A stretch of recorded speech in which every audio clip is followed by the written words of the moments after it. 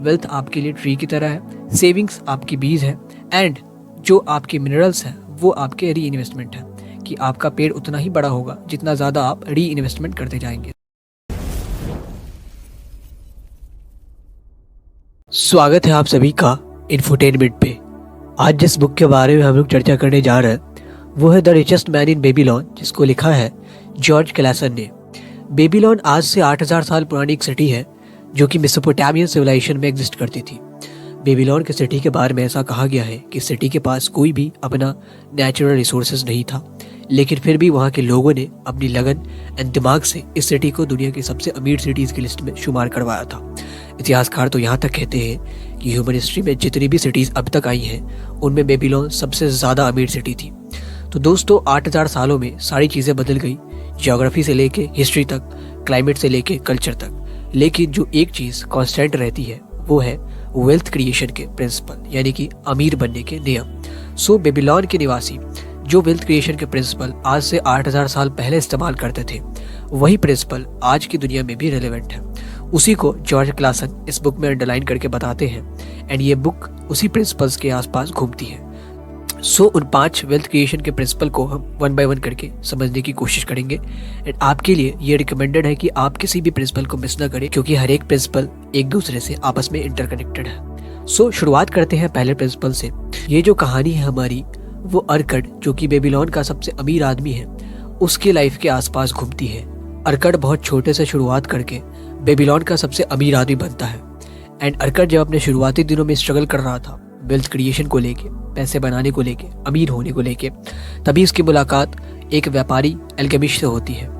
एल्गेमिश से वो पूछता है कि हमें अगर बहुत ज़्यादा पैसा कमाना है तो हमें क्या करना चाहिए। तो एल्गेमिश जो उसे सबसे पहली सलाह देता है वो हमारा वेल्थ क्रिएशन का सबसे बेसिक प्रिंसिपल है।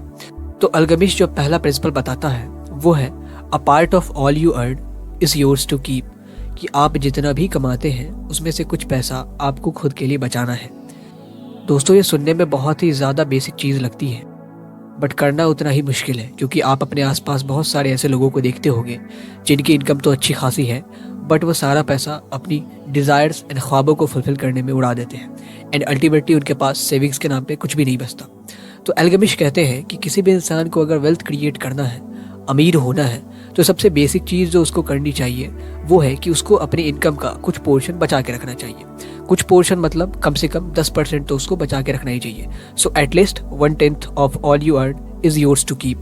ये बात एल्गेमिश अर्कड को अच्छे से समझाता है, एंड अर्कड को पहला प्रिंसिपल अब मिल चुका था कि मैं जितना भी पैसा कमाता हूँ उनमें से कम 10% तो मुझे बचा के रखना ही है, ताकि मैं अमीर बन सकूँ, अपने लिए जनरेशनल वेल्थ क्रिएट कर सकूँ, क्योंकि इन्वेस्टमेंट का रास्ता सेविंग से होके ही गुजरता है। एल्गेमिश ने वेल्थ ट्री का एग्जाम्पल दिया था, जिसमें कि उसने कहा कि वेल्थ जो है एक ट्री की तरह है, एंड उस ट्री का जो बीज है दैट इज सेविंग। सेविंग आपकी वेल्थ क्रिएशन की ट्री का बीज होने वाला है। तो आप जितनी जल्दी सेविंग करना शुरू करेंगे उतनी जल्दी आपकी वेल्थ क्रिएशन का बीज डलेगा, एंड जितनी जल्दी आपकी वेल्थ क्रिएशन का बीज डलेगा उतना ही ज़्यादा बड़ा आपका वेल्थ ट्री होने वाला है। सो आपको अगर बहुत बड़ा पैसा बनाना है तो आपको सेविंग बहुत ही छोटे एज से शुरू कर देनी चाहिए। सो यहाँ पे जो पहला प्रिंसिपल है उससे हमारे पास 2 लेसन्स निकल के आते हैं। पहली चीज़, सेविंग इज़ द बेसिक फंडा ऑफ वेल्थ क्रिएशन। दूसरी चीज़ कि आप जितना जल्दी सेव करना शुरू करेंगे उतना ही ज़्यादा आप पैसे कमा पाएंगे। So the early you start saving the more wealth you create. उसके बाद जो दूसरा प्रिंसिपल है दोस्तों वो है हमारा कि जितना भी हमने सेव करा है, एल्गेमिश बताता है अर्कड को कि सिर्फ सेविंग इम्पॉर्टेंट नहीं है। सेविंग करना अपने आप में बहुत बड़ी चीज़ है, एंड सेविंग को बचा के रखना अपने पास बिना उसे काम पे लगाना वो ऐसा ही है जैसा कि आप किसी भी थैले में गोल्ड कॉइन्स को रखते हैं। अगर थैले में गोल्ड कॉइन रखे हुए हैं तो वो देखने में तो अच्छे लगते हैं, बट उससे आपके गोल्ड में कोई इजाफा नहीं होता। तो इसलिए ये ज़रूरी है कि जितना भी हमने सेव करा है उसको हमें वापस से इन्वेस्ट करना चाहिए। उसके लिए एल्गेमिश बताता है कि ये जो तुम सेविंग्स करते हो वो तुम्हारा स्लेव है, एंड इस स्लेव से तुम एक आर्मी ऑफ स्लेव क्रिएट करो, एक golden army of slave create करो। इसका मतलब क्या हुआ कि तुमने जितने भी पैसे बचाए हैं उसको तुम कहीं इन्वेस्ट करो, एंड उस इन्वेस्टमेंट से जो तुम्हारी अर्निंग होगी उसको वापस से तुम री इन्वेस्ट करो, क्योंकि अगर इन्वेस्टमेंट से हो रही अर्निंग को तुम अपने डिज़ायर्स एंड ख्वाबों को फुलफिल करने में लगाओगे, इसका मतलब ये हुआ कि तुमने वापस से अपने पैसे को गुलामी पे नहीं लगाया। एंड तुम तब तक अमीर नहीं हो सकते जब तक तुम्हारी जितनी भी पैसे हैं वो तुम्हारे लिए गुलामी ना कर रहा हो, तुम्हारे लिए पैसे बना के ना दे रहा हो। इसलिए ये ज़रूरी है कि हमें सबसे पहले सेव करना चाहिए, फिर उस सेविंग को कहीं इन्वेस्ट करना चाहिए, फिर उस इन्वेस्टमेंट से जो अर्निंग हो रही है उसको हम अपने डिज़ायर्स या ख्वाबों को फुलफिल करने के बजाय उसको वापस से री इन्वेस्ट करना चाहिए। क्योंकि अल्गमिश एग्जाम्पल देता है कि वेल्थ आपके लिए ट्री की तरह है, सेविंग्स आपकी बीज है, एंड जो आपके मिनरल्स हैं वो आपके री इन्वेस्टमेंट है, कि आपका पेड़ उतना ही बड़ा होगा जितना ज़्यादा आप री इन्वेस्टमेंट करते जाएंगे। सो आप इन्वेस्टमेंट करें, फिर जो अर्निंग आती है उसको वापस से इन्वेस्ट करें। इससे क्या होगा कि आपकी जो ट्री है वेल्थ की वो और ज़्यादा बड़ी होगी एंड कम समय में ज़्यादा बड़ी होगी, एंड कम समय में आप ज़्यादा धन एकत्रित कर पाएंगे। सो जो दूसरा लेसन है हमारा, that is gold multiplies itself if invested wisely, कि अगर हम अपने इन्वेस्टमेंट को अच्छे से करते हैं तो हमारी जो सेविंग्स हैं वो खुद में मल्टीप्लाई होती जाएगी कंपाउंडेडली। उसके बाद जो तीसरा प्रिंसिपल है हमारा वो इन्वेस्टमेंट से जुड़ा हुआ है, कि अल्गमिश ने कहा कि तुमने तो सेव करना सीख लिया, तुमने इन्वेस्टमेंट करना भी शुरू कर दिया है, अब तुम्हें एक चीज़ ध्यान में रखनी है कि तुम जब भी इन्वेस्टमेंट करोगे तुम किसी एक्सपर्ट की एडवाइस पे ही करोगे। क्योंकि इस कहानी में एक बहुत अच्छा वाकया है कि जब अर्कट, जो इस कहानी का मुख्य पात्र है, वो अपने पैसे जो भी उसने बचाए हैं उसको एज एन इन्वेस्टमेंट एक ब्रिक मेकर को दे देता है, एक ईंट बनाने वाले को दे देता है, क्योंकि ईंट बनाने वाले ने उसे कहा था कि वो दूर देश में जाके सोने खरीदने वाला है, एंड जब सोने खरीद के वो वापस आके बेबीलोन में बेचेगा तो उसमें से जो मुनाफा होगा उसमें वो अर्कट को भी हिस्सा देगा। तो जब अर्कट ये करता है तो अल्गमिश उसे मूर्ख बताता है, कहता है कि तुम्हें अगर गोल्ड पे इन्वेस्ट करना था तो तुम्हें सुनार की बात माननी चाहिए थी, तुमने ईंट बनाने वाले की बात पे गोल्ड में कैसे इन्वेस्ट कर दिया।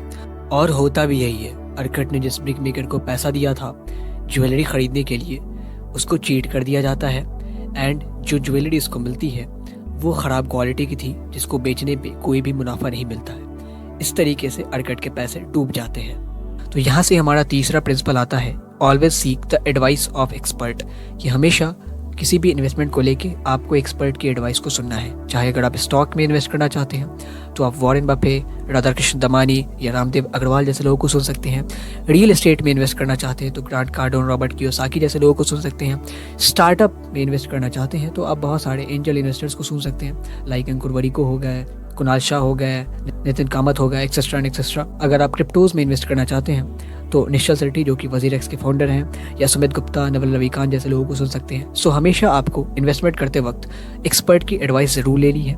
एंड उससे भी ज़्यादा ज़रूरी जो है वो हमारा चौथा प्रिंसिपल है, आपने सेविंग की आदत डाल ली, आपने सेविंग को इन्वेस्ट करना शुरू कर दिया, एंड अब आप जो इन्वेस्ट कर रहे हैं वो किसी एक्सपर्ट की एडवाइस पे ही कर रहे हैं। अब चौथा प्रिंसिपल हमारा ये कहता है कि आप जब भी इन्वेस्ट करें तो आप सिर्फ एक्सपर्ट की एडवाइस पे ना इन्वेस्ट करें, आप उससे पहले खुद स्टडी भी करेंगे। सो चौथा प्रिंसिपल हमारा ये कहता है कि never invest in the business और purpose which you are not familiar with, कि आपको जिस बिजनेस के बारे में नहीं पता है उसमें आप कभी भी इन्वेस्ट नहीं करेंगे। जैसा मान लेते हैं कि आपने बहुत बड़े इन्वेस्टर को सुना है कि इस क्वार्टर में इन कंपनीज के स्टॉक बढ़ने वाले हैं, इन कंपनीज के स्टॉक्स की वैल्यू बढ़ने वाली है। इसका मतलब ये नहीं कि आप आंख बंद करके उन स्टॉक्स को खरीद लेंगे, आपको पहले खुद की भी स्टडी करनी है। अगर आप ऐसे बिजनेसेस में या ऐसी कंपनीज में इन्वेस्ट कर रहे हैं जिनके बारे में आपको नहीं पता कि वो किस तरीके का बिजनेस करती हैं, किस तरीके का उनका विजन है, तो ये श्योर है कि आपका कैपिटल आज ना तो कल डूबने वाला है। सो हमेशा अपने कैपिटल को बचाएं। अपने कैपिटल को बचाने के लिए ये ज़रूरी है कि आप ऐसे बिजनेसेस में इन्वेस्ट करें जिसके बारे में आपको अच्छी खासी जानकारी है। क्योंकि यहाँ पे मैं वॉरेन बफे का एक कोट है उसको मेंशन करना चाहूँगा। वॉरेन बफे कहते हैं कि risk comes from not knowing what you are doing. आप अगर ऐसी चीज़ें कर रहे हैं जिसके बारे में आपको नहीं पता है, वही तो रिस्क है, क्योंकि रिस्क आपकी नॉलेज से कम होता है। You can reduce your risk with your knowledge, कि आप जितना ज़्यादा सीखेंगे उतनी ज़्यादा आपकी रिस्क कम होती जाएगी। सो आप हमेशा ऐसे बिजनेसेस में या ऐसे चीज़ों में इन्वेस्ट करेंगे जिसके बारे में आपको प्रॉपर जानकारी है, चाहे वो क्रिप्टो हो, चाहे वो स्टॉक मार्केट हो, चाहे वो रियल एस्टेट हो, चाहे वो स्टार्टअप हो, एक्सेट्रा या एक्सेट्रा। उसके बाद जो सबसे आखिरी चीज़ है वो सबसे इंपॉर्टेंट प्रिंसिपल है। इस प्रिंसिपल में ये कहा गया है, never bet your money for fanciful expectation, कि फैंसीफुल एक्सपेक्टेशन के लिए अपने मनी को दांव पे ना लगाएं। इसके लिए मैं एक कोट को यहाँ मेंशन करना चाहता हूँ कि short term gain is the biggest truck, कि जिसको भी शॉर्ट टर्म गेन की आदत लग गई उसका पतन होना एक न एक दिन निश्चित ही है। दोस्तों, आपको ये जानकर हैरानी होगी, जो हमारे इन्वेस्टिंग की दुनिया के सबसे बड़े लेजेंड वॉरेन बफे हैं, उनका मैक्सिमम पैसा 50 साल की उम्र के बाद आया था। इसीलिए हमें हमेशा शॉर्ट टर्म गेम्स से बच कर रहना चाहिए। यानी कि आप कभी भी लॉटरी, गैम्बलिंग या ओवरनाइट मनी के चक्कर में ना पड़ के अपने पैसे को दांव पे लगाएंगे तो इसमें बहुत ज़्यादा पॉसिबिलिटी है कि आपका जो कैपिटल है वो डूब जाएगा, एंड रिटर्न तो दूर की बात है, आपको नुकसान ही होने वाला है। सो दोस्तों, ये थे हमारे 5 प्रिंसिपल, जिसमें कि हमने पहले सीखा कि सेविंग्स बहुत ज़्यादा इंपॉर्टेंट है। उसके बाद आपने जो भी सेव किया है उसको इन्वेस्ट करना ज़रूरी है, क्योंकि अगर आप सिर्फ सेव ही करते जाएंगे तो आपके इनकम में कोई इजाफा नहीं होगा। आपने जो भी सेव करा है उसको वापस से काम पे लगाइए, ताकि वो आपके लिए इनकम जनरेट करके दे सके। उसी को हम पैसिव इनकम कहते हैं। उसके बाद तीसरी चीज़ जो हमने देखी थी कि अब जब आप इन्वेस्ट करना शुरू करते हैं तो हमेशा एक्सपर्ट की एडवाइसेस लीजिए। उसके बाद चौथा प्रिंसिपल ये था हमारा, ताकि आप किसी भी ऐसे बिजनेस में इन्वेस्ट नहीं करने जा रहे हैं जिसके बारे में आपको नहीं पता है, चाहे वो क्रिप्टो हो, स्टॉक हो, रियल एस्टेट हो, स्टार्टअप्स हो। उसके बाद जो सबसे आखिरी चीज़ है वो है कि आपको शॉर्ट टर्म गेन के चक्कर में अपने मनी को दांव पे नहीं लगाना है। यानी कि लॉटरी एंड गैम्बलिंग जैसी चीज़ें ज़्यादा दूर तक आपको नहीं लेके जाएंगी। उससे आपके रिटर्न तो मिलने के चांसेस बहुत कम है ही हैं, उसके अलावा आपका जो कैपिटल है वो भी डूब सकता है।